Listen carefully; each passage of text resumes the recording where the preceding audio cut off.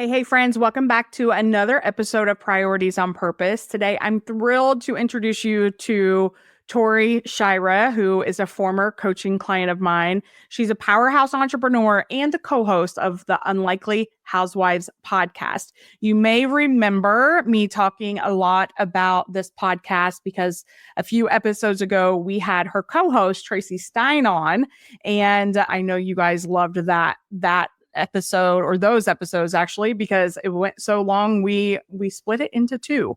So you're gonna love Tori just as much as you loved Tracy. Tori's passionate about faith, family, and helping women navigate the unexpected twists of life with grace and humor. And as a business leader, speaker, and podcast host, she shares real, raw, and relatable conversations that encourage women to embrace their unique journeys, even when life doesn't go as planned, because let's be real, sometimes life doesn't go as planned. I've had the honor of working with Tori, and I know firsthand how inspiring and driven she is. And I can't wait for you to hear her heart, her wisdom, and more of her story. So let's dive in, friends. Hey there, I'm Melissa Batt, the host of Priorities on Purpose, a podcast for overwhelmed women who are tired of going through the motions. You know there has to be more to this life than the cycle of numbing out, scrolling social media, exhausting yourself with a never-ending to-do list, and still feeling like a failure at the end of the day. You have hope that tomorrow will be different, and I'm here to help you make sure that it actually is. I'm a Christian life coach, and on this podcast, we talk all about intentional living, mental health struggles, and tangible ways to be the best versions of ourselves with Jesus at the center. I promise to be your hype girl and biggest cheerleader as I share simple strategies to help you get out of your rut, eliminate distractions, and live the life you are created for. Are you ready to go beyond existing and learn how to truly live? Put your earbuds in and let's get to it, friend.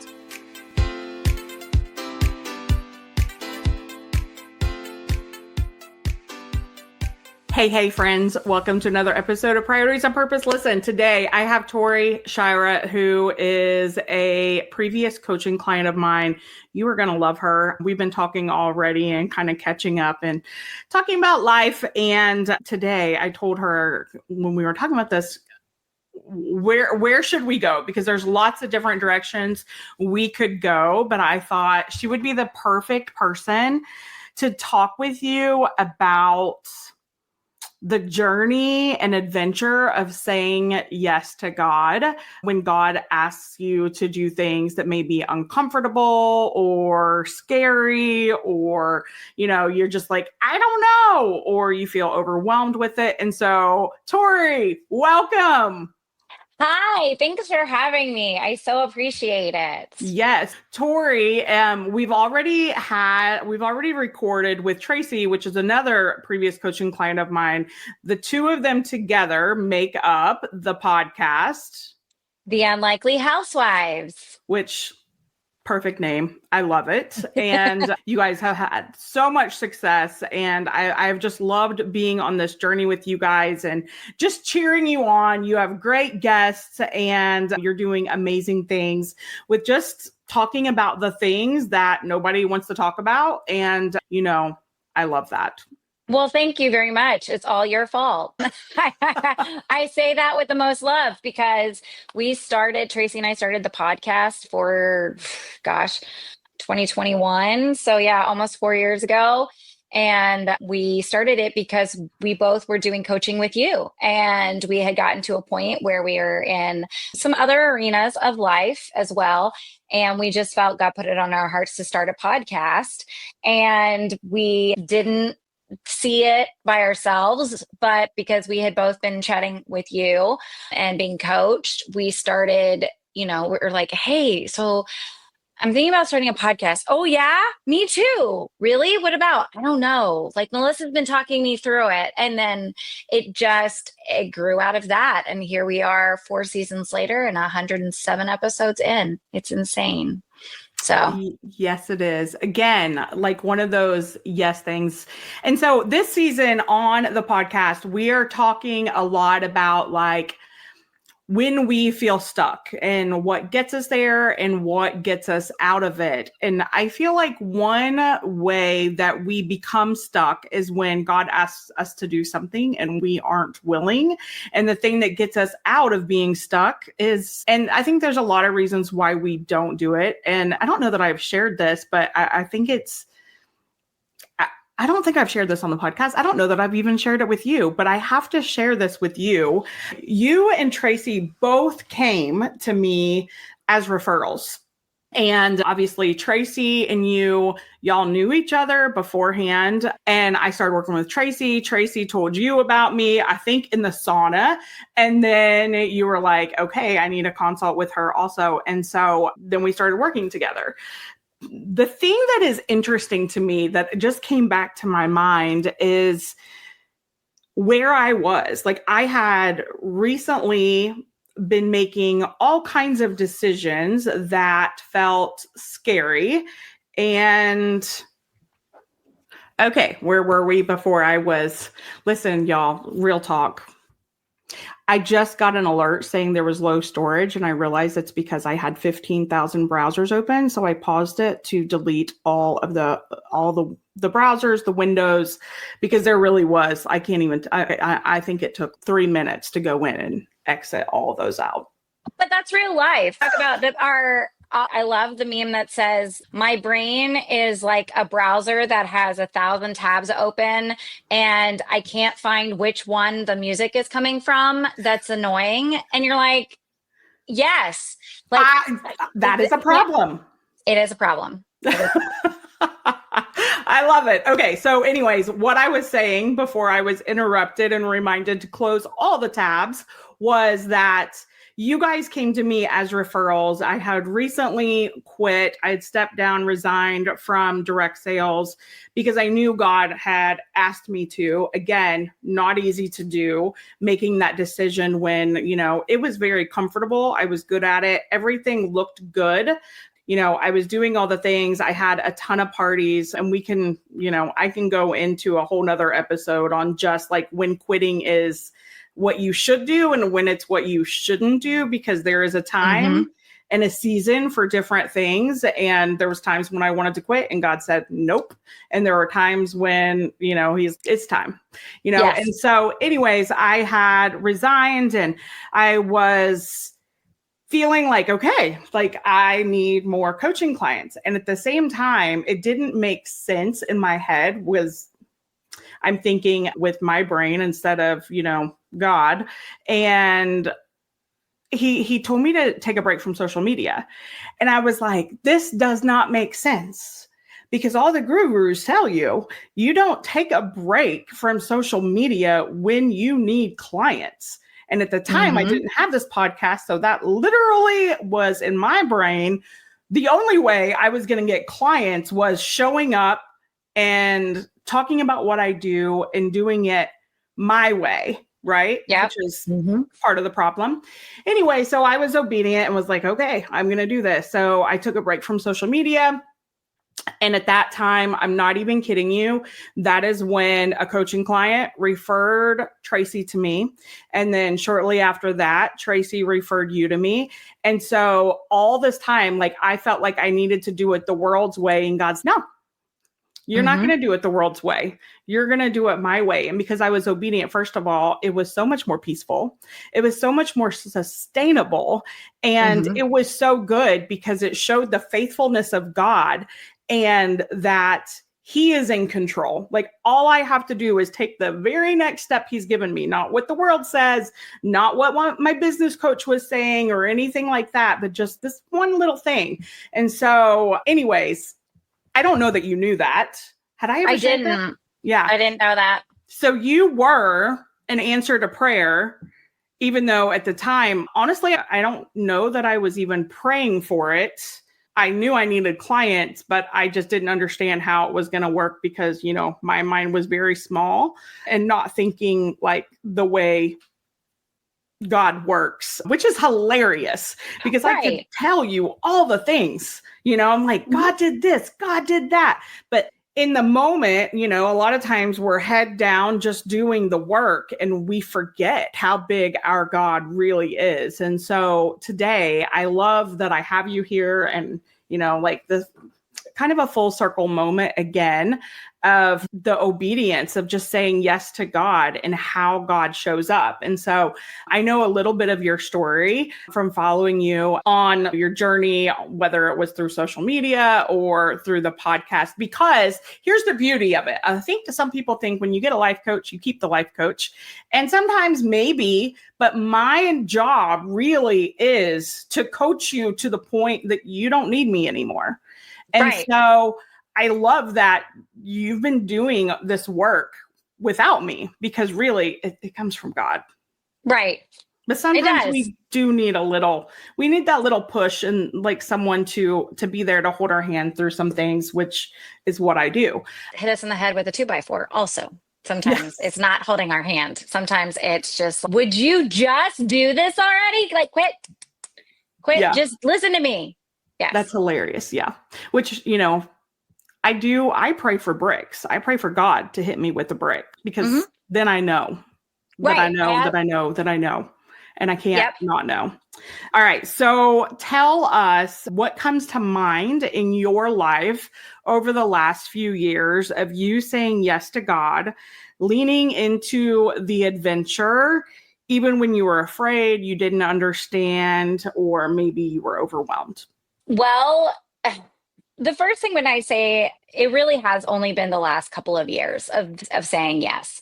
It's not until now really that I realized that the podcast was the first yes that I said yes to and didn't intentionally know it, which is incredible because through the podcast, God has given me such a platform, but also such an adventure with meeting people and a reason to meet people. And just it's whether, you know, Tracy and I joke that, you know, we've got 4 listeners, and whether it's for them or it's selfishly the guest is for us. So we could just have a conversation with somebody like, hey, if that's how God uses it, that's how God uses it.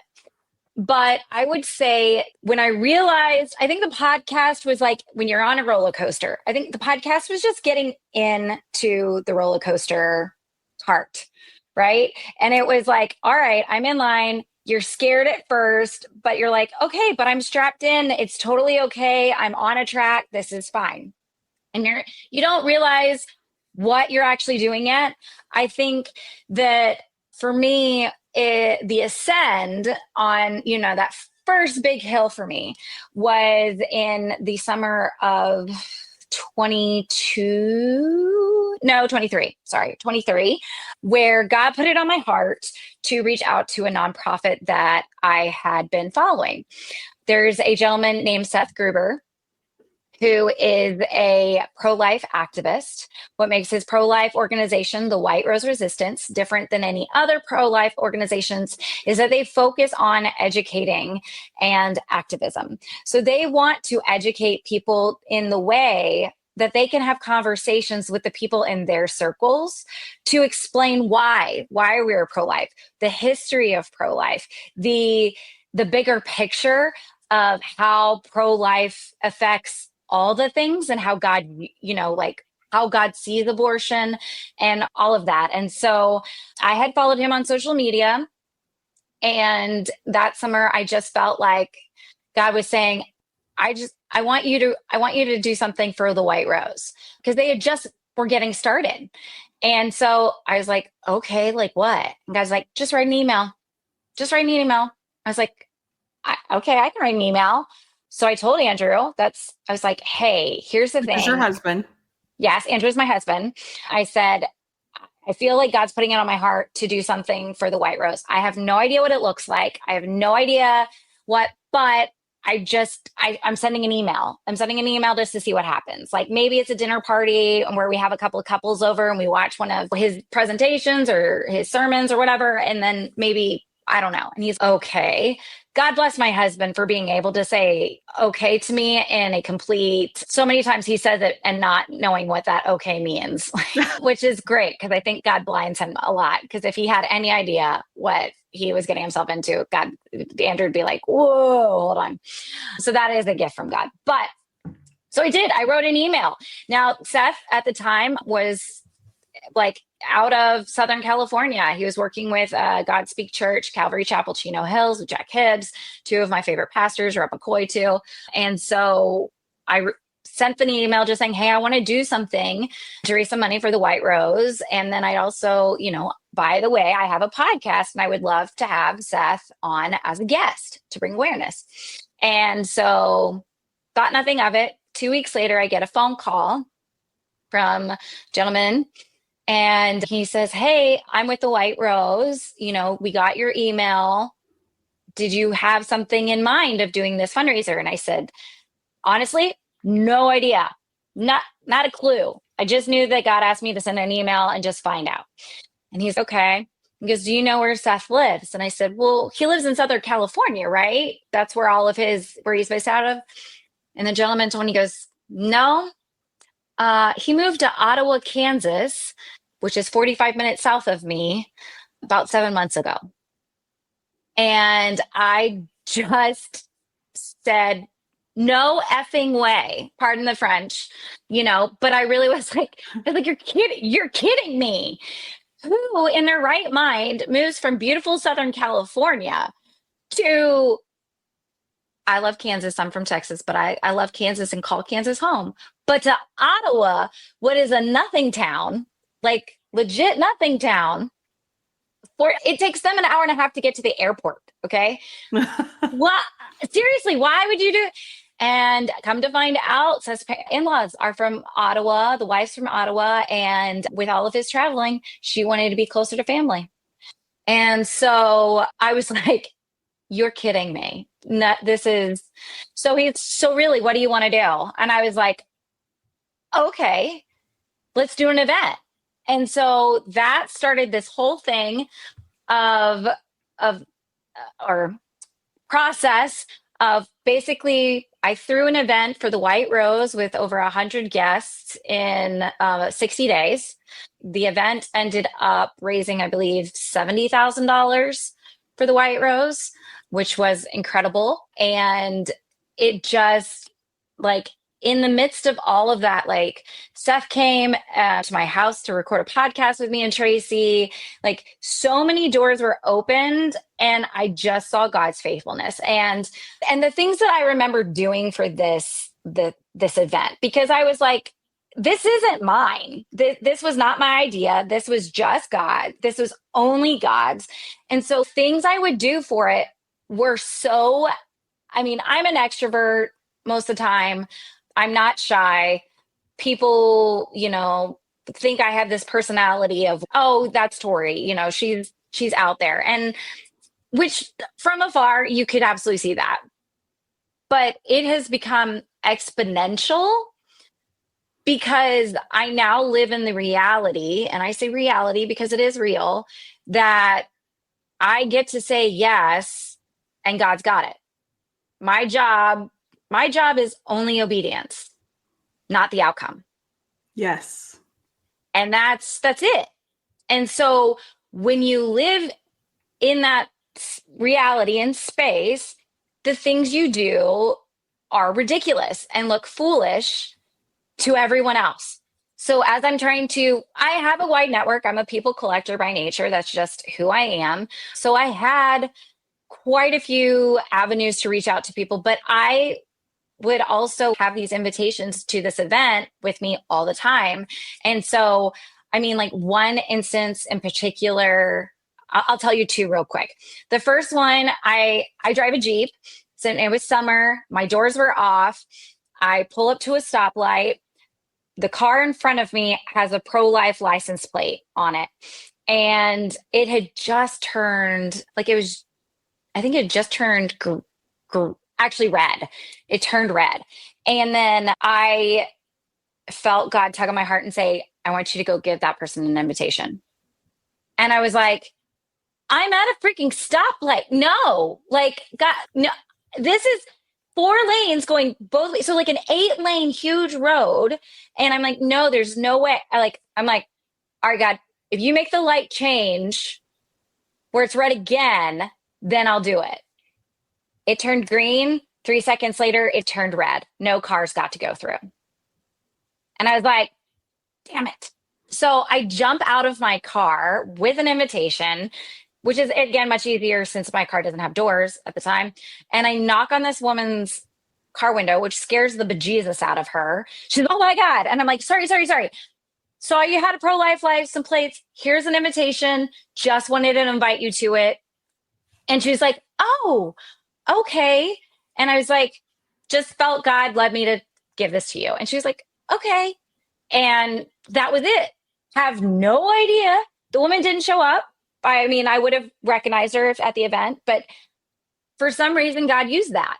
He just did. And the other example I'll give is I was meeting somebody for coffee to just because I run a print shop now in the process of all of this house. That's fun too.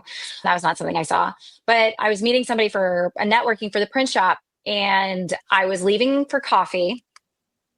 Again, Jeep, no doors, no roof, and it's starting to rain. And when you have a Jeep that has no roof, you're like, I got to get in my car and go get home or get to cover because my car is going to be soaked.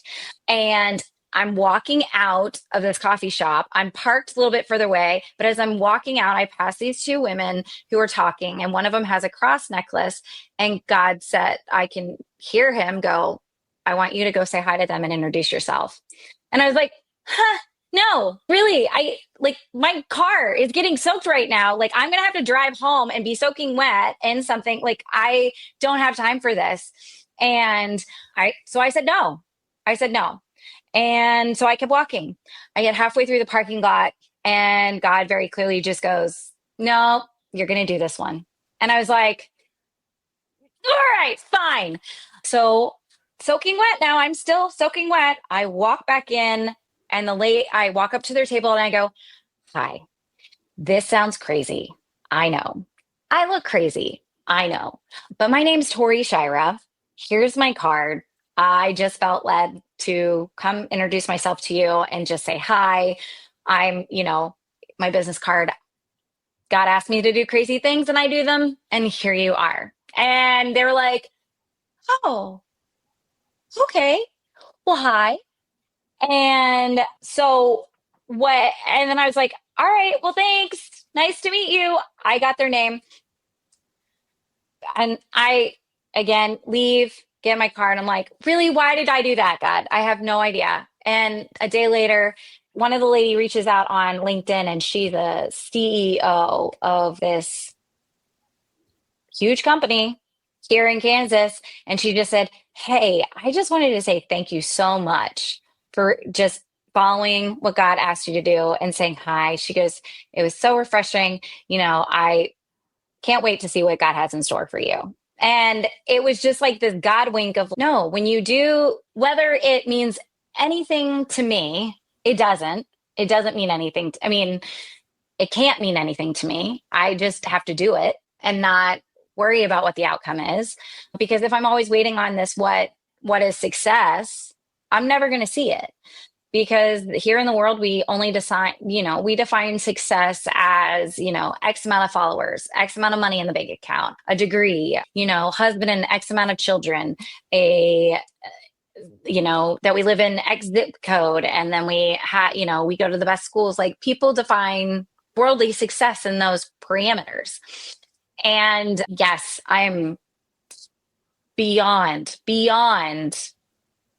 blessed. With the life circumstances that God has put me in.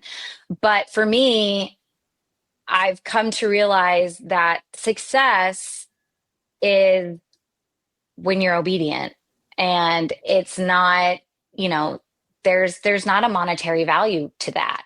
There's a lot of times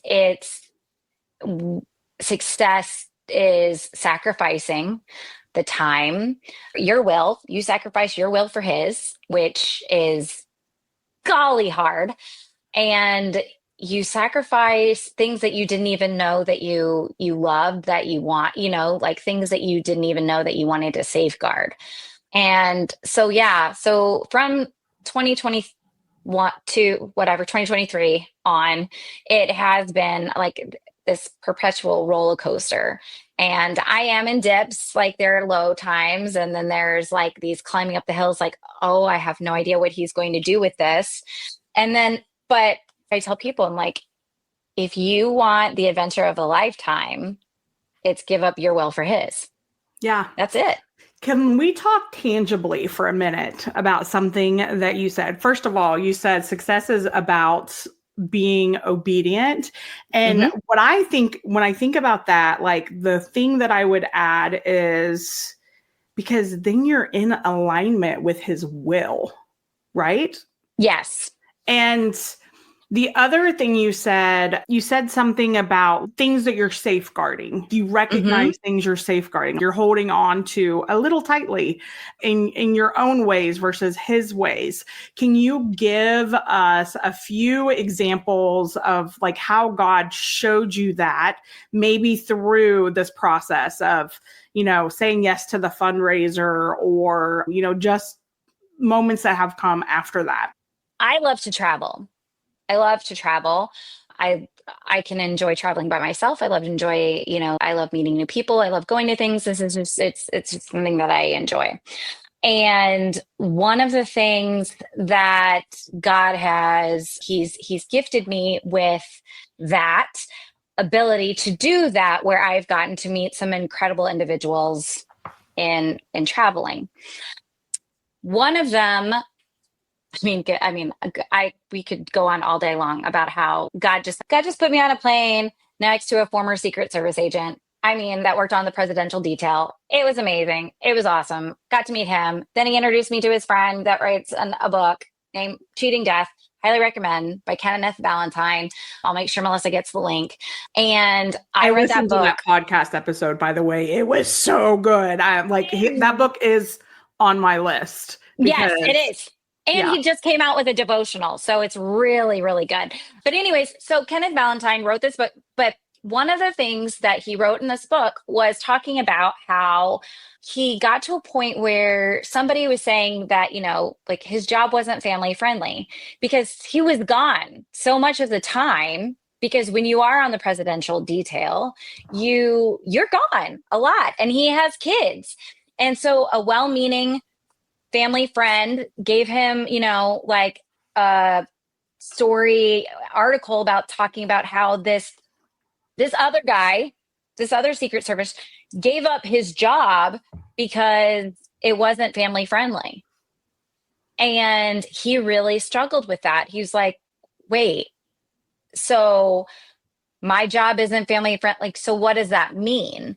And it definitely, it gave me this perspective of what is family friendly. And because God doesn't necessarily call us to a life that is family friendly.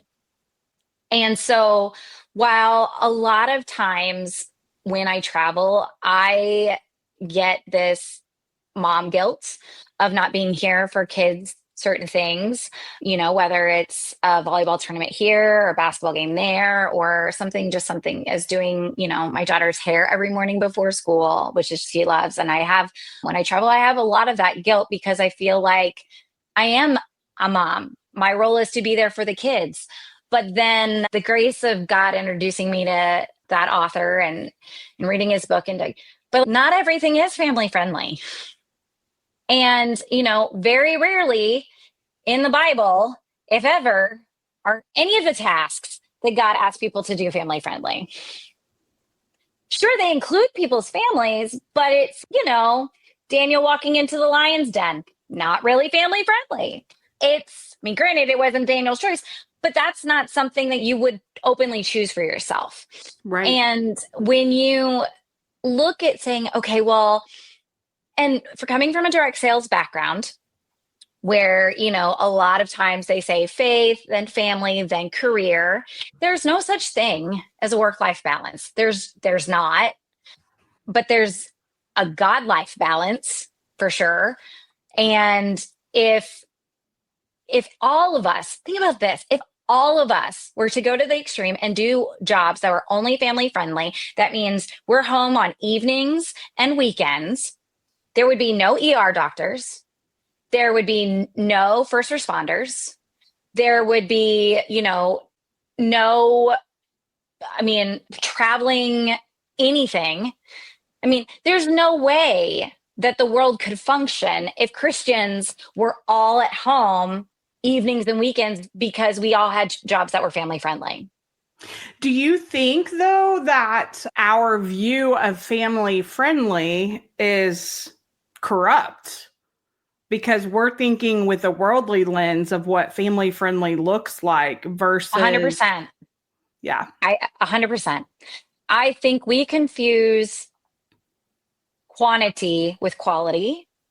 That if I'm home on the evenings and weekends, I think that we think, well, then, or if I'm at my kid's soccer game, then that's a great thing. Well, let's be honest. If I'm at my kid's soccer game, and I use soccer because to me soccer is boring, I'd be scrolling my phone. I'm not watching my kid play soccer. I'm scrolling my phone. So am I really there? No, probably not. Mentally, emotionally, not there. But am I present and emotionally there when I'm brushing my daughter's hair and putting her hair up in a ponytail and I'm quietly praying over her? Yes, I am. When I'm home, I pray, I go, we tuck everybody in and we do a quick prayer. We snuggle a little bit, but that's like the quality time. And that's something that, while I do feel tremendously, there is that guilt. Okay, God, am I doing this right? Because am I supposed to be gone away from my family? It's hard to tell, right? But for the moments that I am there with my family, I'm there. I'm there more than I ever was there. I will say the one thing that God has been teaching me a lot in this season, and I swear I hear this message over and over and over, is be where your feet are. Just be where your feet are. Today, this is what's on the list, and he has been teaching me. I have really been challenged to, because work is fun for me. And last year was the year that he made it very clear to me that family was the priority and business was not going to grow. Like coaching was not going to grow. It was about family. And that was where I was to invest my time. And for me, I love to work. And that's where, again, that instant, I get that instant gratification from my work a little bit more than, trying to pour into my kids, reading the Bible with them. One, it's a lot easier than the other. One of them is 2 minutes and we're done for him, but it's just harder, like he doesn't want to hear from me. He doesn't want to glean the wisdom of what I can share with him.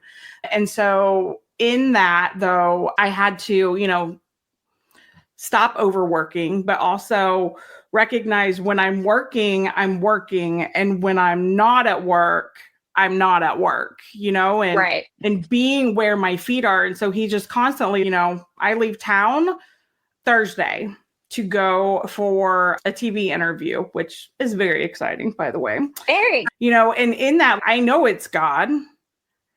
I wouldn't even have this if it wasn't for God. But I could very much have the mom guilt because I'm missing a track meet. Yep. But the truth is, he's going to be okay. And he also I've let him in on this journey. He knows what I do, why I do it.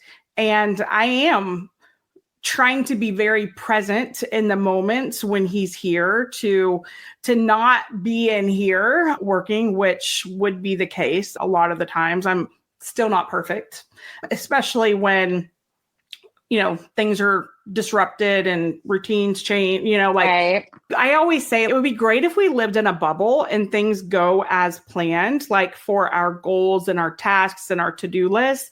But the truth is, if we lived in that bubble, we wouldn't have the things that cause those disruptions, which means we wouldn't have the husband, we wouldn't have the kids, we wouldn't none of that. We would just be in a bubble by ourselves. And that's not what God created us for. And right. So while things aren't perfect and things are disrupted, it's actually beautiful but also helps us recognize that like we are limited. One of the books I read last year that I loved was by Jen Wilkin, and I can't remember even off the top of my head the name of it, but if anyone wants it, I'll put it in the show notes. But in it, she talks about like the qualities of God and like the limited capacity we have because we are not God. And as someone who has struggled with the savior complex and tries to be all the things to all the people, we have to recognize like we can only do what we can do. And that has to be enough. And we have to trust God with what we can't do. Right.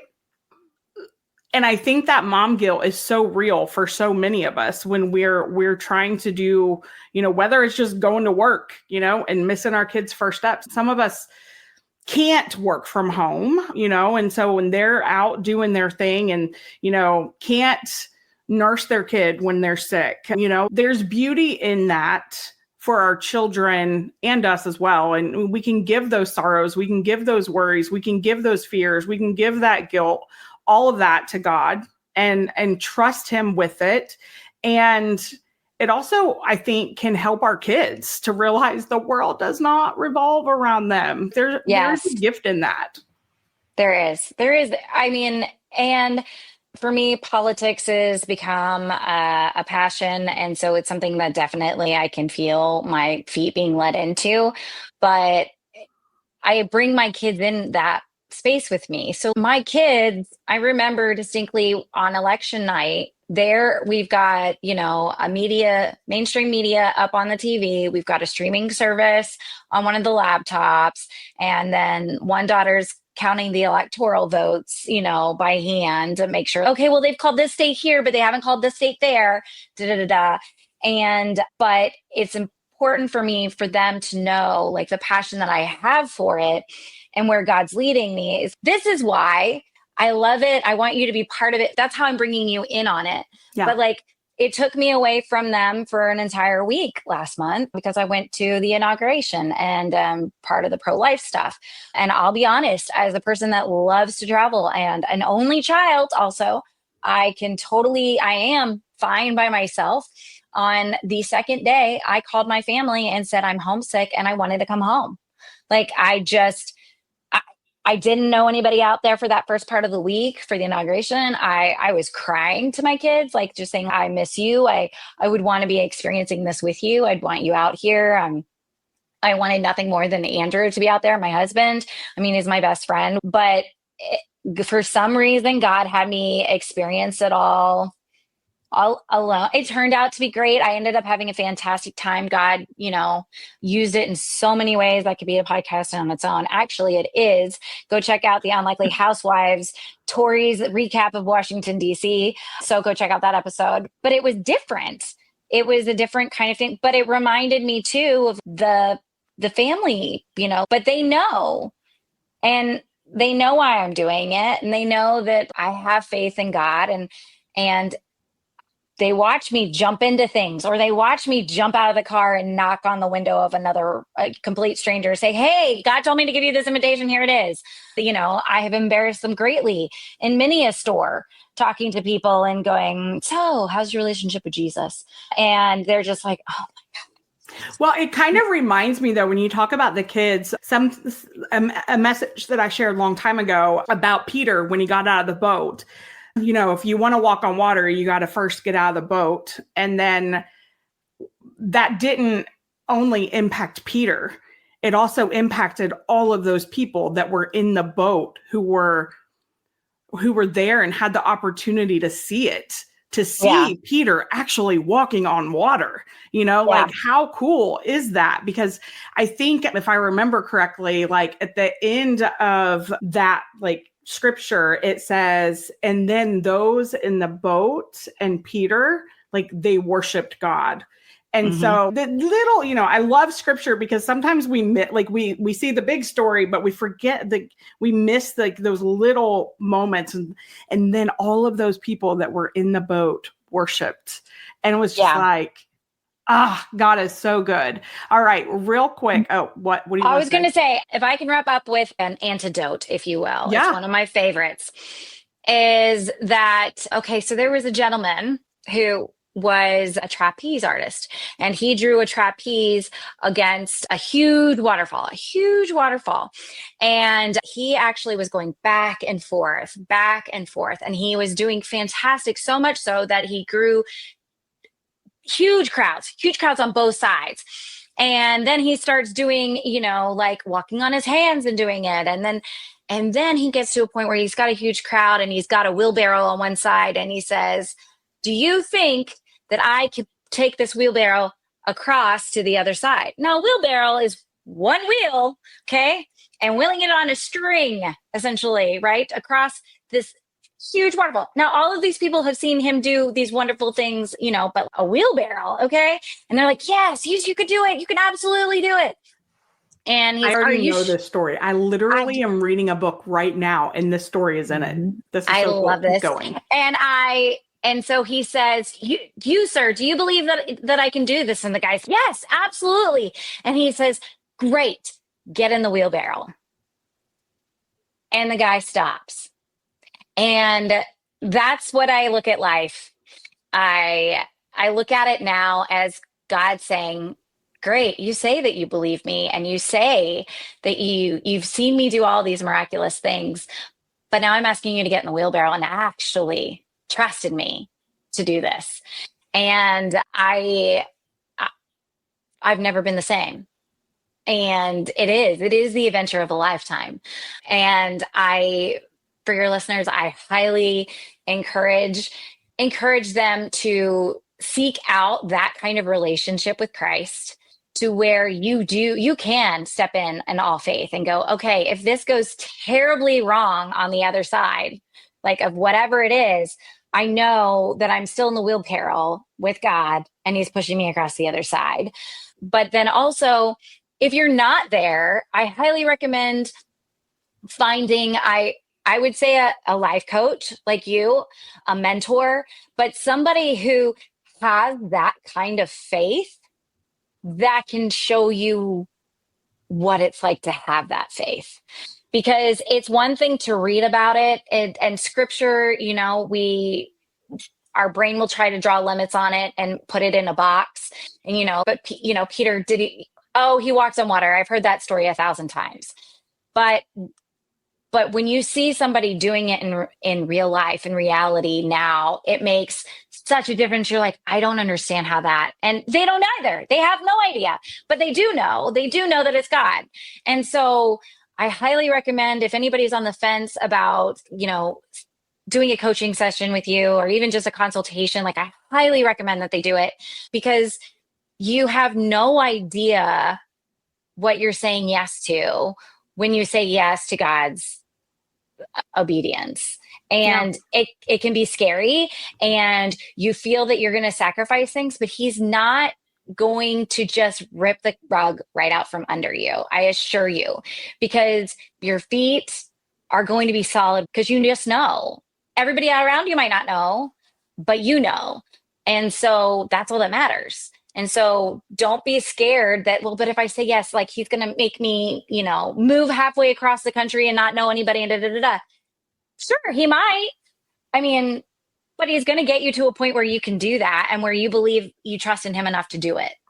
So I encourage your listeners to, if they're not in that space, to get a coach like you and help them talk through these processes, ask the hard questions, because then they can. And then again, then it's an adventure of a lifetime, and you'll never be the same.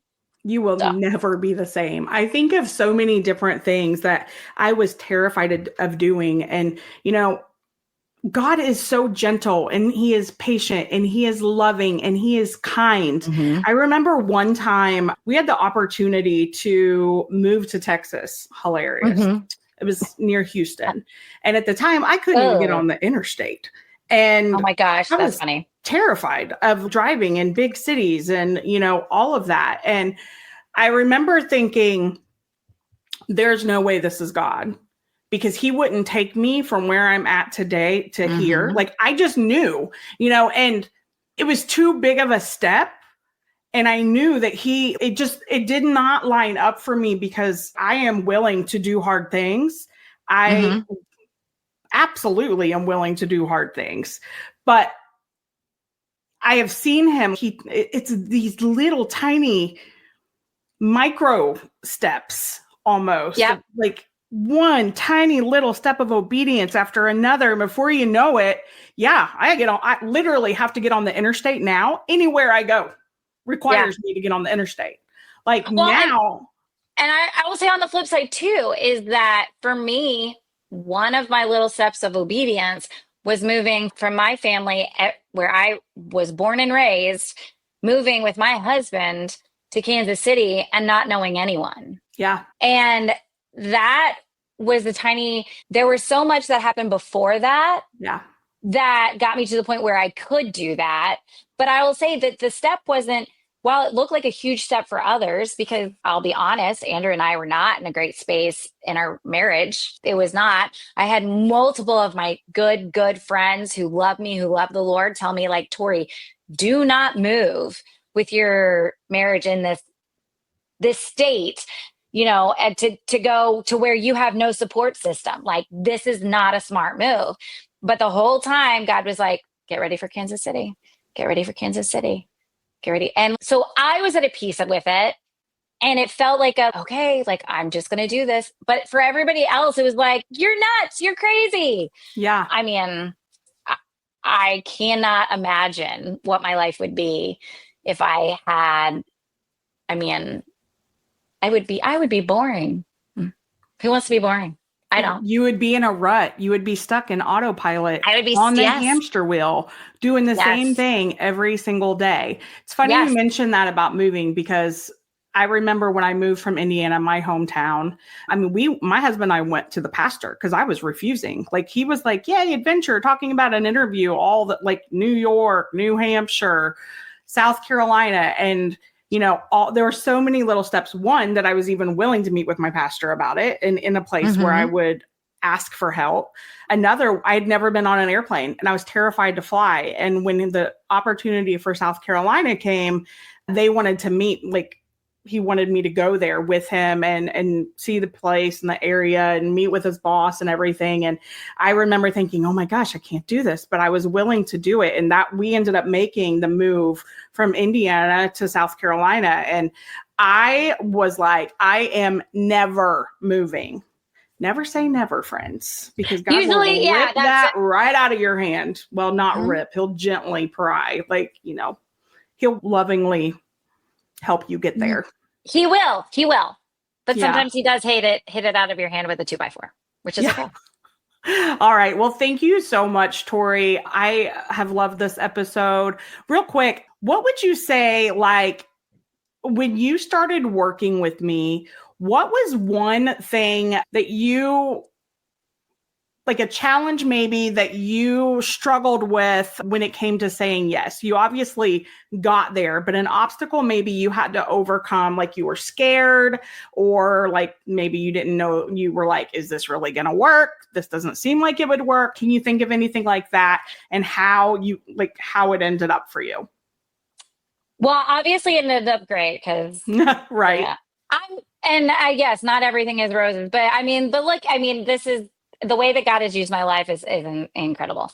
I think for me, the obstacle was like the thought of, is this just going to be something else that I pay for and never get anything out of, right? Because as an Enneagram 7, you're quick to say yes.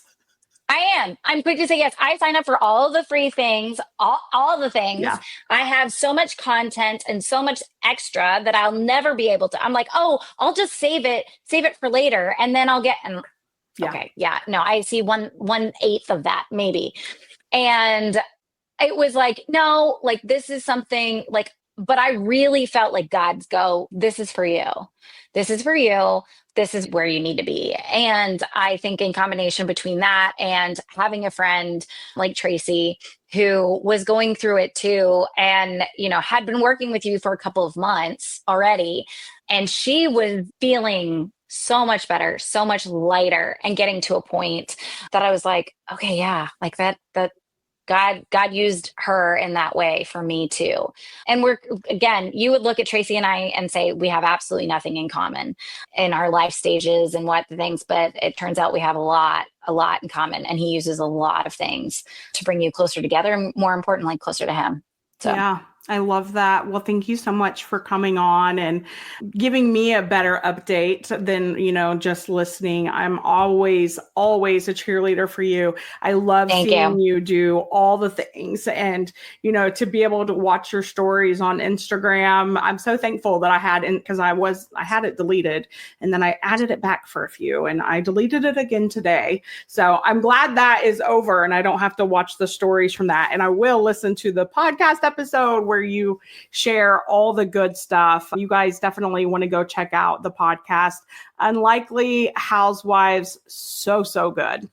Thank you so much. I appreciate it. And thank you for you being obedient to God, because if you weren't obedient to God, Tracy and I would not be where we are today. So just want to say thank you for that. Well, thank you. I think he probably would have just used somebody else.